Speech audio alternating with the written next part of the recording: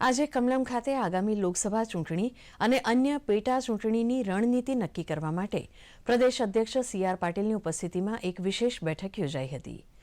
બેઠકમાં મોદી સરકારની નીતિ, આગામી લોકસભા ચૂંટણી સહિત સંલગ્ન પાર્ટી સાથેના સમન્વયની વિશેષ કામગીરીની સોંપણી વગેરે મુદ્દાઓ પર ચર્ચા થઈ હતી.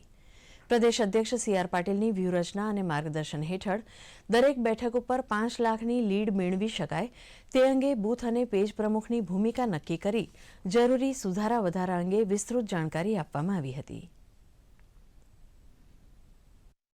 ગાંધીનગર પ્રદેશ કાર્યાલય કમલમ ખાતે આજે આગામી લોકસભાની 26 બેઠકો 5 લાખથી વધુની લીડ મેળવવાના મંથન સાથે તમામ રાજ્યની નગરપાલિકાના પૂર્વ મેયર તેમજ પૂર્વ સ્ટેન્ડિંગ કમિટીના ચેરમેન, ચાલુ સ્ટેન્ડિંગ કમિટીના ચેરમેન સાથે એક વિશેષ પ્રકારનું મંથન પ્રદેશ અધ્યક્ષ સી.આર. પાટીલની અધ્યક્ષતામાં થઈ રહ્યું છે, જેને લઈને એવું કહેવાય રહ્યું છે કે પ્રદેશ અધ્યક્ષશ્રીએ પેજ પ્રમુખથી લઈ બૂથ મેનેજમેન્ટ સુધીના વિશેષ માહિતી અને તે માટેની વ્યૂહરચના આજના બેઠકમાં જણાવેલ છે. અવકાશ બારોટ, ગાંધીનગર.